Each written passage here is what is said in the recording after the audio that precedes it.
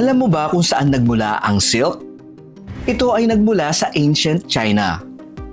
Nagmula ito sa cocoon ng silkworm. Ang mga silkworm ay kumakain ng dahon ng mulberry. At tulad ng mga caterpillar na nagiging paru-paro, ang mga silkworm ay gagawa naman ng cocoon para maging moth. Bago pa man matapos ang kanilang metamorphosis, iha-harvest na ang mga cocoon at ipoproseso bago tuluyang lumabas ang mga larvae para maging moth. Ang mga cocoon ay pakukuluan o steam para kunin ang hibla ng silk o parang sinulid na iriril. Hahabiin para maging napaka-elegante at mamahaling fabric. Noon pa man at hanggang ngayon, ito ay isa sa pinakamamahalin at very fashionable na uri ng silk na tanging ang mga royalty at mayayaman ang nakakapagsuot. Sa ngayon, sa modernong panahon, iba't ibang klase ng silk textile ang nadiskubre, tulad ng pinya fiber, abaka, velvet, at iba't ibang puno at halaman. At ultimo sapot ng gagamba ay nagawa na ring silk textile. Pero mas kilala at highly in demand pa rin ang silkworm textile. Napakataas ng demand at kulang ang supply dahil mahirap itong alagaan at iproseso. Highly in demand din ito dahil sa angkin nitong kinang, lambot at tibay.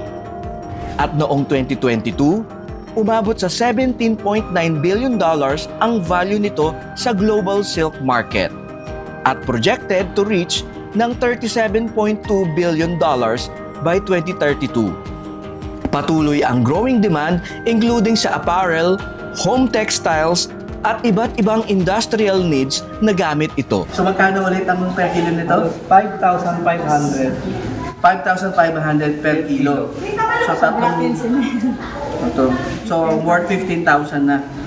Ito pa lang silk, lalo na kung naging barong to. Ngayong episode, dumayo tayo sa pinakamalaking planta na nagpoproseso ng silkworm cocoon dito sa Pilipinas, sa Bago City, Negros Occidental. Dito sa kanilang planta, gumagamit sila ng Japanese technology, isang NGO o non-government organization na ang misyon ay tulungan ang ating mga kababayan, tayong mga Pilipino, na mapaunlad at mapayaman ang kaisipan sa pamamagitan ng kanilang iba't ibang livelihood programs na ipinadadala pa ang kanilang mga trainees sa Japan. Sa episode na ito, ipapakita din natin kung paano na ipoproseso ang mga cocoon para maging silk textile, para gawing damit o barong na ultimo si dating US President Obama ay naisuot na rin. Sericulture o silkworm farming, isang napakalaking industriya na dapat palawakin at palakasin sa ating bansa. Don't forget to like and subscribe. Welcome back po sa Agri sa Agri. Finally, after how many years? Almost 3 years, Ma'am Telma. Since December 22 pa ako nanliligaw dito sa OISCA, Bago City. Matatalakay po natin ang isang organization na napakarami nilang livelihood program. Isa na po ang sericulture. Yan po ang ating tatalakayin ngayong episode. Isang napakagandang opportunity. Hindi pa rin talaga masyadong na-discover ng ating maraming kababayan. Dito po sa Bago City is Japanese technology po ang kanilang itinuro sa ating mga kababayan dito. Kaya naman, very successful ang mga naging recipient nila. Siyempre, bago natin yan talakayang episode na yan, kilalanin muna natin ang organization. Kasama natin ang chairman ng Sericulture or Silk Bago City, si Ma'am Telma Watanabe. Ma'am, good afternoon. A pleasure meeting you finally after 3 years. Nag-match din ang schedule natin. Yan, para sa mga kababayan po natin, Ma'am, sino po ba, ano po ba yung OISCA? Ano po ang mandate ng OISCA? OISCA is an acronym for Organization for Industrial, Spiritual, and Cultural Advancement. It is a Japanese NGO founded in 1961 Wow. and brought to the Philippines in 1965.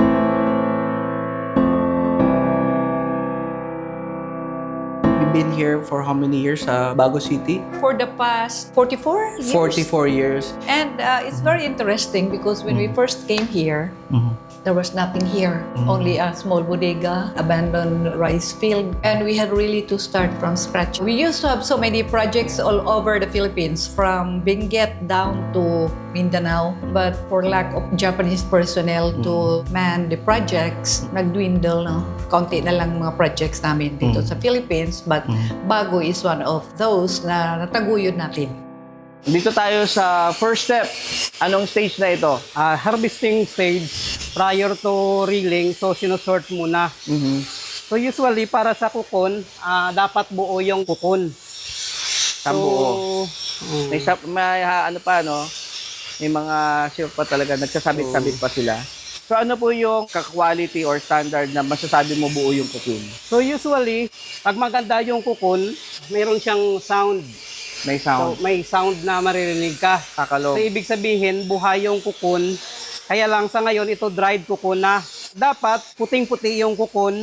Then yung size ng kukon is mga 1.6 hanggang 2 grams. Yun yung pinakamagandang kukon. Ngayon, gaano karami ito ngayon natin na na-harvest? Ilang araw na to bago ito mapunta dito sa processing na to? Usually from the farmers, from mounting kukon, from the spinning stage, 7 days lang, itatransfer na agad dito sa silk reeling facility.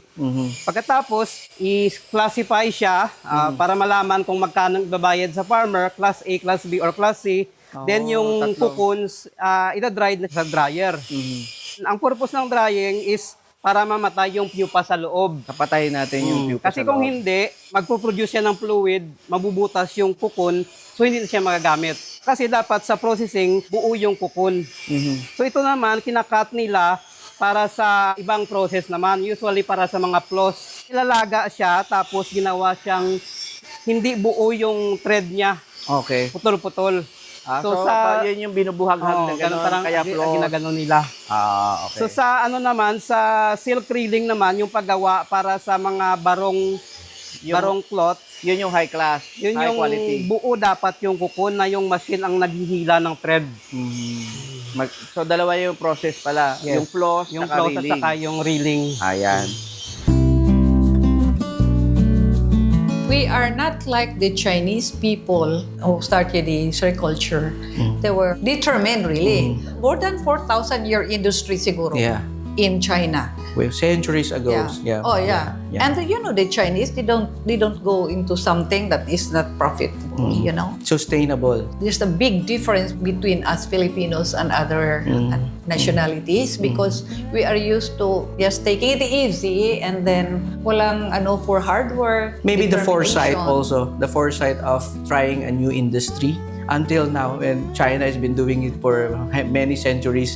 Until today, they're still the kind of like the number one when it comes to the But silkworm production. A common denominator is that silk is one of the most sought after fabrics in the whole world. Isa sa pinaka maganda dito sa Oiska, Japanese technology. So ano po yung machine natin dito? Dito niluluto yung kukon bago i-process ng reeling. Oh, wow. So usually 7 minutes yung pagluto. So gumagamit kami ng steam para sa pagpakulo ng tubig. So isang malaking steamer pala ito. Yes, yes. Paano yan sinasalang? Dito sana ilalagay yung cocoons. Okay. Dito yung step, lalagay natin lagay dito yung cocoon. Tapos iikot siya sa mga chamber. Paano ito nagkaroon dito sa Pilipinas? Fabricated ba to or galing sa Japan, dinala dito at inassemble? Yes, galing sa Japan. Isa lang po ito sa kanilang machine dito when it comes to steaming. Kasi yung isa kasama doon, no? Andun pa malalaki. If we talk about sericulture in the Philippines, it never kind of like pushed through. That's true. Yeah, it never pushed And through. when we started producing the silk yarn, our weavers in Aklan were very happy in Kalibo. According to them, we can honestly tell our clients that we have silk in the Philippines. Before, we were always bluffing. We got the silk from Vietnam or China, and then we always marketed as Philippine silk because syempre, incorporated with pineapple fibers. The tendency was just to say, yeah, this is Piñas silk from the Philippines. Supplying them the silk, they were really very happy and it really helped in there. It uplifted their quality of lives also. Inspiring talaga, kalaki ng facility to. Alam ko kung ilang piraso yung Nagagawa dito. 40. So, 80 pieces ng nag-harvest ng silk yarn. 80 pieces na 80 machine. na ganito. So, ibig sabihin, 80 piraso na silk yarn ang napoproduce. Wow. So, ang galing, ano?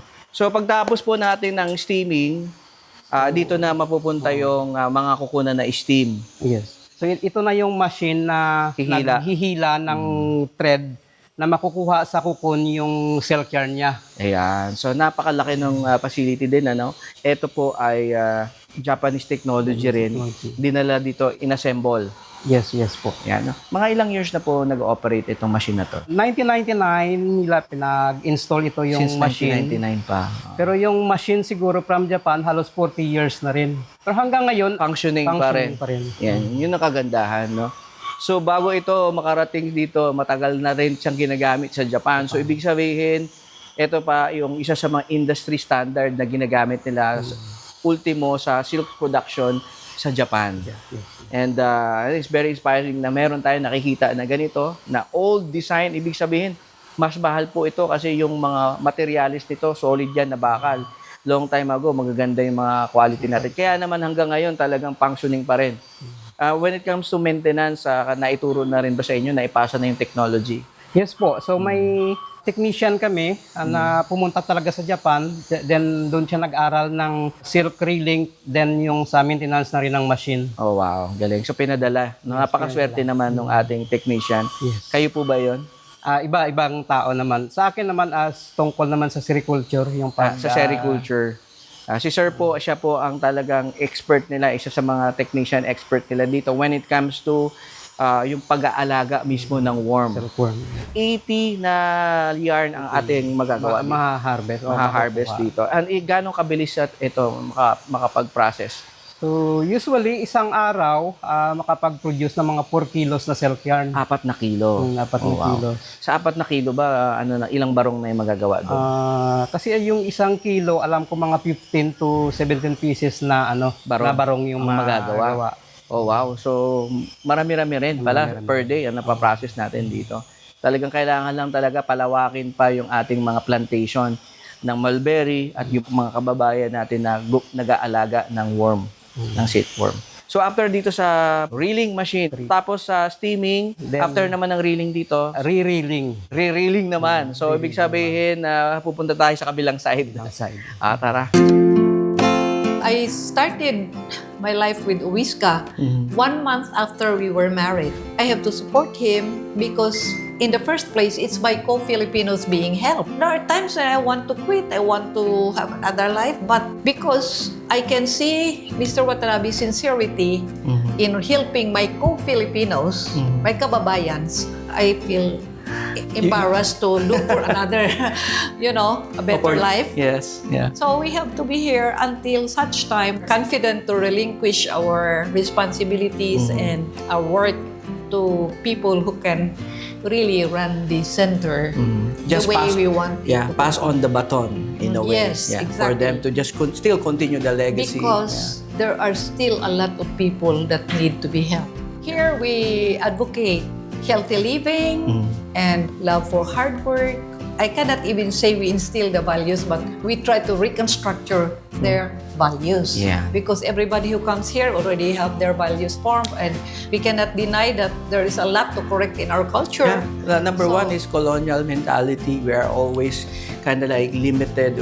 Even our own mindset is our own limitation. We cannot Yes. pursue something because we always, mahirap lang kami. We cannot do that. Yeah. We will remain like this that, until we yeah. die. But somehow, maybe in your programs here, marami nang nabago ang mindset. I always make Mr. Watanabe also an example to our young people that look at Mr. Watanabe. He left his opportunities in Japan. And everybody is scrambling to go to Japan to work, but he left Japan to To come be here to help us, Yes. to help our farmers, Oh. created the livelihood programs here.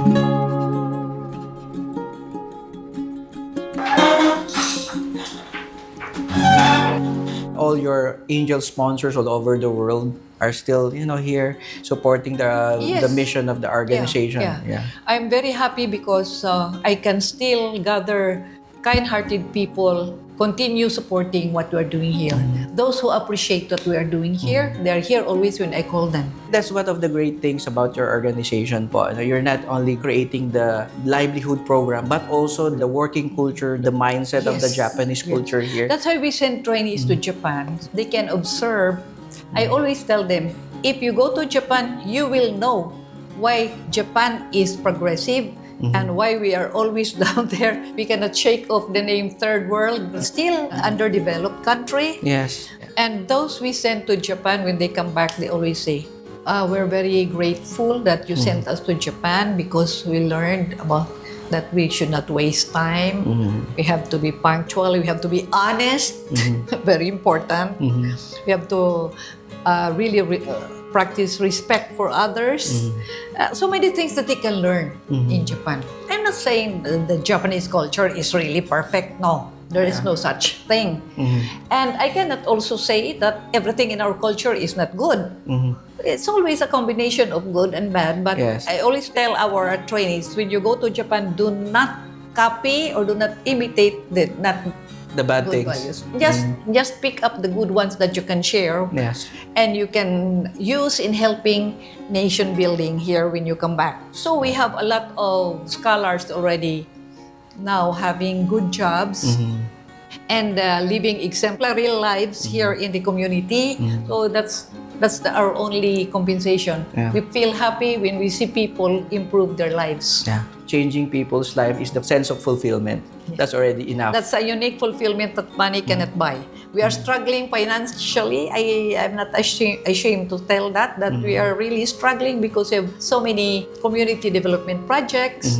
The secret here is not to quit. And that's the Japanese trait, resiliency, consistent, do it every day, like better than yesterday. Yes, Yeah. that's always hoping that tomorrow will be a better day.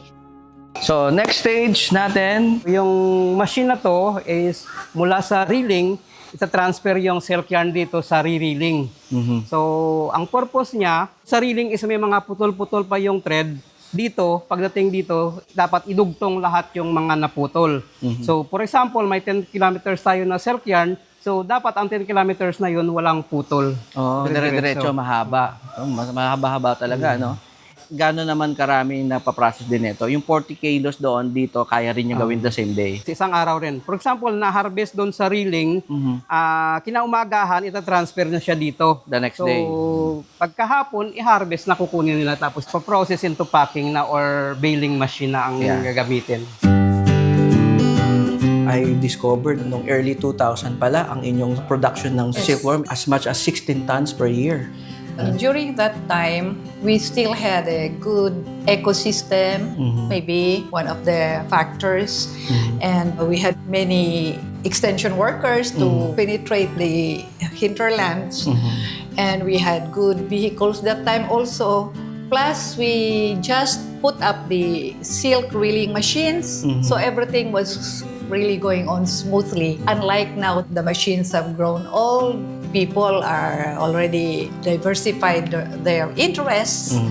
And we are having a problem also encouraging more farmers, especially with our weather conditions. Sometimes we have too much rain, sometimes It's too hot.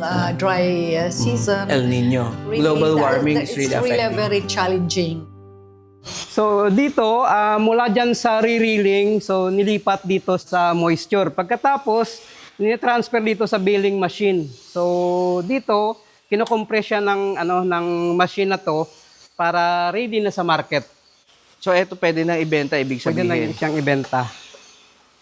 Wow.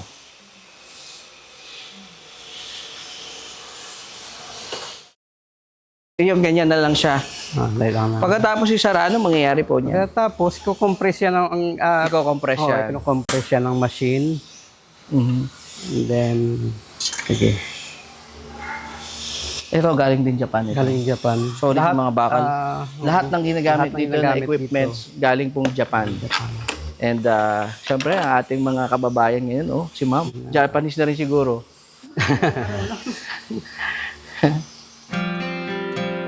why is it not expanding in the barangay levels all over the Philippines? First of all, we Filipinos, we don't take things seriously. Gusto nila yung mag-try lang, ng ganon. And especially here in Negros Occidental, orientation is sugarcane farming. Yes. They don't want to explore new things. Gusto nila yung get rich quick schemes Right away. na ganon. Yeah. We really are having hard time inspiring or encouraging our farmers to engage in sericulture I see. because of that. Pero para sa kanila, mabagal yun. Parang gusto nila, biglaan naman kasi sugarcane is like that. Yeah, easy lang. Mas madali ang processing. Dito may So- kasama pang weaving and all. Yeah. Pagkatapos doon sa reeling machine, So dito, twisting machine. pakilala naman natin si ate. Si Wilma. Ate Wilma, kaway ka dun sa camera. Oh. Ayan, napapanood ka ng mga viewers natin sa Agri. Ayan. Siya po yung pinakamalakas ang braso dito. Kailangan dito pala very focus ka, hindi pwede na istorbo. Pag kailangan ng weavers natin na mas makapal na thread, ang ginagawa, ang silk mula sa reeling, transfer siya sa maliit na spool. Then, iti-twist siya. Like for example, ito, 4 na piraso ng thread na 60 denier. So, tinitwist ng machine para kumapal yung thread. Depende sa kailangan ng weavers. Pag kailangan ng weavers na 2-ply lang, so yun ang gagawin nila. I see. So itong isang spool na ito is manipis pa yon kung Manipis kukunin. pa, oo. So yung nakikita natin ngayon doon sa cut natin is 4 na spool pinagsama-sama, kinuha yung mga thread para makagawa ng mas makapal. Yes, tama. Yon, machine ang ginagamit na pag sa maramihan. Sa maramihan. Pag mano-mano isa dito, Ita-transfer lang siya. ita-transfer. Ito yung pinaka parang unang pass. Unang Galing doon sa sa reeling. drilling. So bakit po mano-mano yung dito? Kasi walang machine na nagda-direct from, for example, from malaking spool. So wala siyang machine na nagta-transfer sa maliit na spool kaagad. So kailangan mo talagang i-manual. Isa. Oh, Yung design isa. po ito, Pilipino na. Japan pa rin. Japan pa rin. Gawang lahat kahoy. ng mga Galing, ano? Pati yung gawang kahoy, traditional way na paggawa. yes, tama. Ano yung pinakamakapal? Yung kanina So, pinapakita natin, ito 4. is 4 na 60 denier. So, ibig sabihin, 60, 120, 240 denier na yung labas ng thread. Yung ating thread kasi may mga sizes. Yung pinakamanipis na nagagawa ng reeling is 27 denier. So, yun yung pinakamanipis. Tapos, yung pinaka-common na ginagawa is yung 60 denier, mas makapal ng konti. Ito po ba is for local lang din ng ating weavers? Yung sa twisting machine, for local consumption lang talaga ng mga weavers natin dito. Usually para sa mga barong, sa tela, para sa mga suot ng mga babae, gano'n.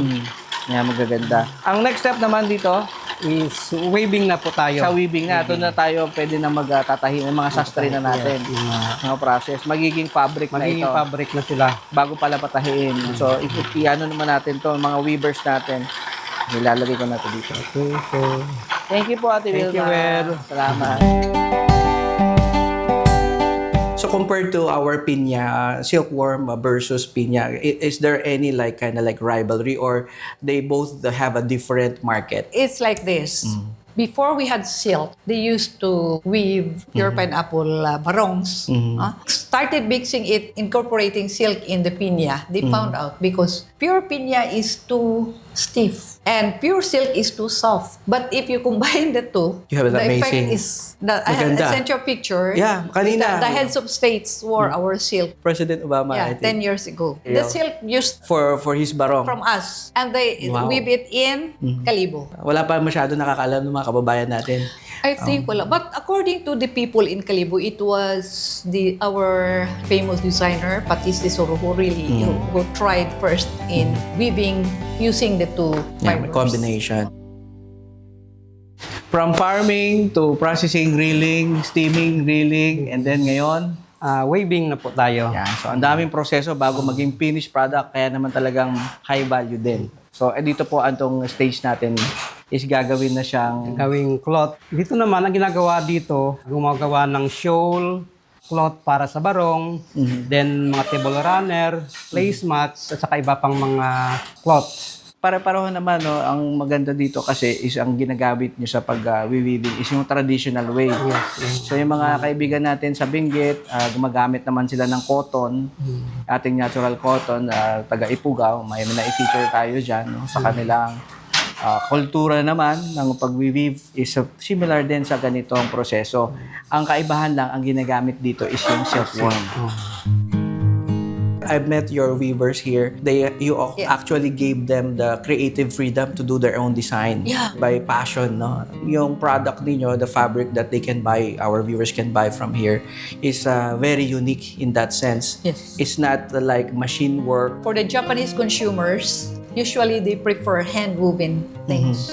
And even in their cooking, it's something in the hands. We continue weaving because of that reason that when they come here, they look for hand-woven materials. That's part of the Yeah. culture. Gusto talaga nila Part yung of the- may passion, yung everything is created with love and passion. Yes. Yung mga fabrics nyo dito, ito ba ay ini-export or local po itong nabibili ng mga gumagawa ng mga barong? Usually local consumption lang talaga, Philippine market lang yung ating pinaka-focus. Halos hindi tayo makapag-export dito pa lang sa Pilipinas, kulang na yung ating product. Mga fabrics nyo, kayo rin ba ang nagtatahi or merong bumibili nito para gawing barong? Sa barong, usually tela lang ang sa amin. Then yung customer na yung magpapatahi. So, para fit talaga kung anong size ang para sa kanya. Ito ay by advance order ba? Paano sila na may mga viewers tayo na curious, gusto rin makabili para sa kanilang darating na kasal or special occasion? Kadalasan, order ka muna. Mga ilang weeks bago namin ma-serve yung mga mga order nila. Pero minsan, ba't may mga pumupunta dito na may available na cloth para sa barong, so Nagwo-walk-in na lang sila. makabili sila kaagad. Oh, wow. Yan. So yung ating tela pang barong, nasa magkano po yung presyo nito, ang range? 6,500 yung... Nagre-range siya ng 6,500 pesos ang isang fabric para makagawa ng isang barong. barong. Kasama po natin ngayon si Ma'am Angie para syempre ipakita natin, i-flex natin yung ang gagandang dress para sa akin. Ito po galing sa silkworm din ito. Yes, sir. Ito po combination of cotton, silk, and polyester. Yan. So nagko-combination kayo para mas maganda yung maging Yes, sir. output, no? When it comes to yung mismong styling niya. Meron pa yung Silk and purong silkworm naman Ito. dito. Ito. Kagalang-galang. Kagalang-galang. Titingnan nyo lang na gano'n, parang hindi nyo sasabihin na silk to. Pero ito, ang ginamit ito is finger span silk. Oh. Ito yung finger span. Yes, Ito sir. po yung gagamitan ng laway para mabuo isa-isa. Yes, sir. At yung ini-export nyo pang kimono. Bali, sir, ang niya, yung warping niya is 21 denier. Tapos, ito po yung finger span silk. Ito pa natural, parang gusot mayaman ang style. Napakaganda. No? Talagang gusot mayaman kasi grabe naman po yung pinagdaan na ating fabric bago Yes. maging damit na Yes, sir. ganito. Oo. So nasa magkano po itong ganito? Itong ganito, ito 2,500. 2,500 na. Ayan. Very fashionable. And of course, you want to promote yung ating, syempre, sariling atin Filipino product, produktong Pinoy na gawa sa silkworm. No, sino mag-aakala na nagsimula sa farming, nagtanim ng mulberry, napakain ng ating mga silkworms, pinroseso ng napakahabang proseso, at ngayon naman isang napakagandang damit.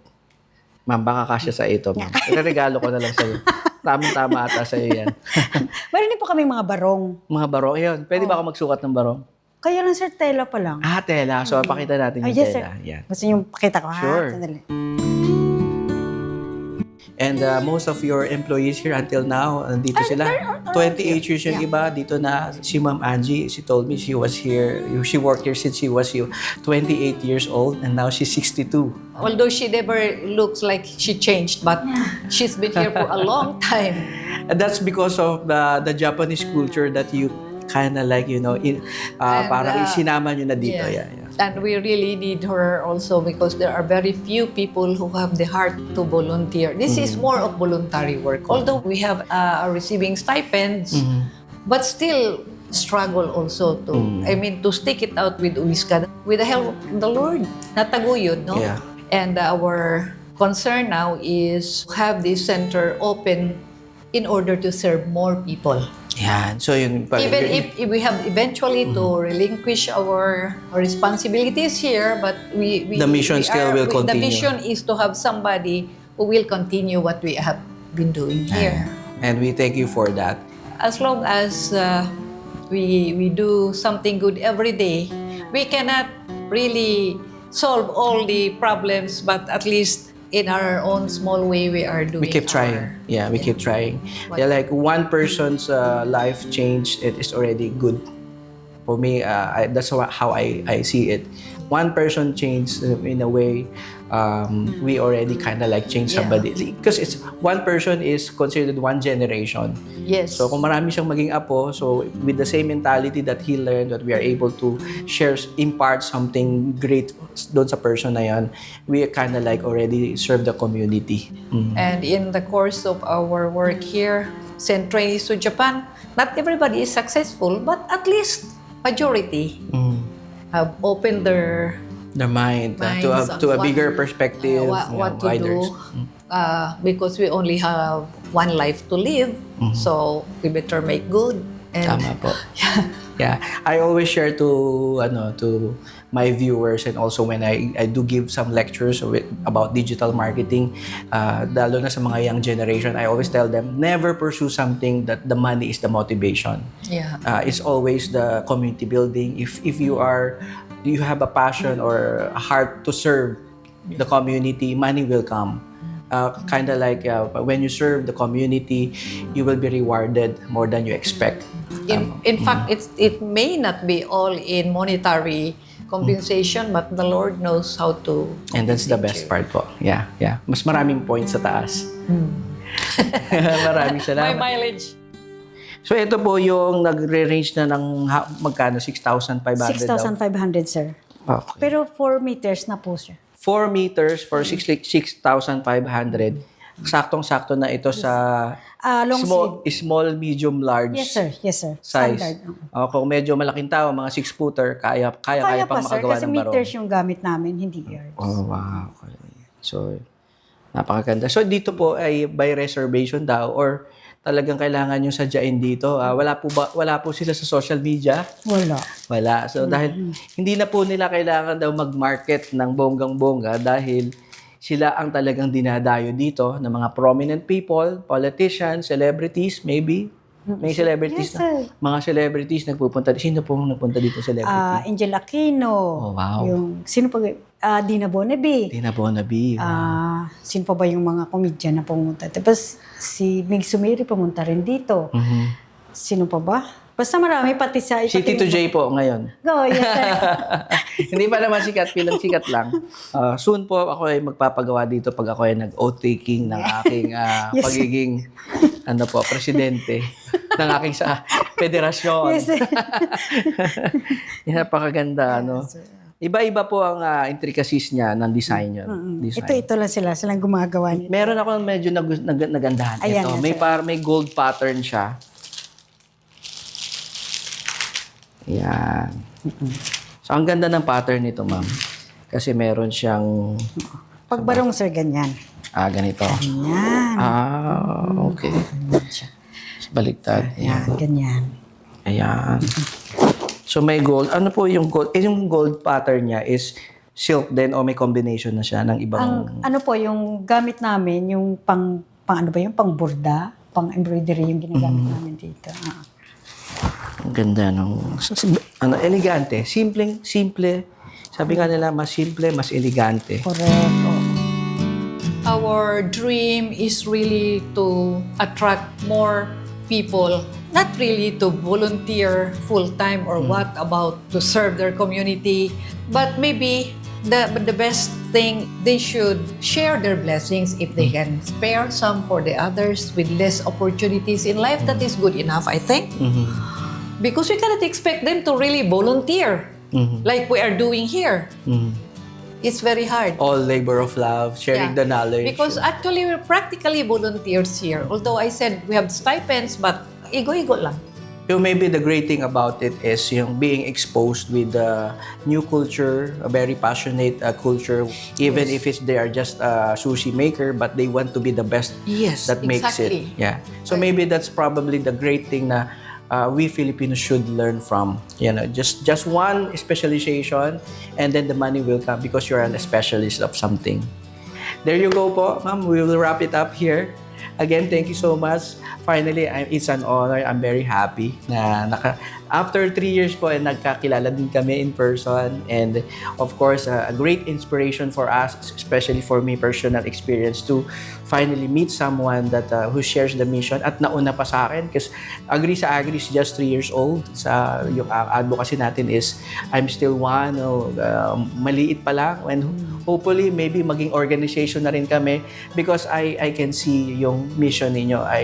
I aspire to become one then also. And maybe mag-continue collaboration with OISCAT to share the knowledge na there is an organization here changing people's life, giving scholarship, giving opportunities wholeheartedly nang walang kapalit. And honestly, I can see it in you that you're really speaking your heart. Salamat po. More power to your organization and hopefully Thank you we so continue much. to collaborate. Yeah. You anytime, now that we have met, you can freely communicate with me. Don't forget to like and subscribe.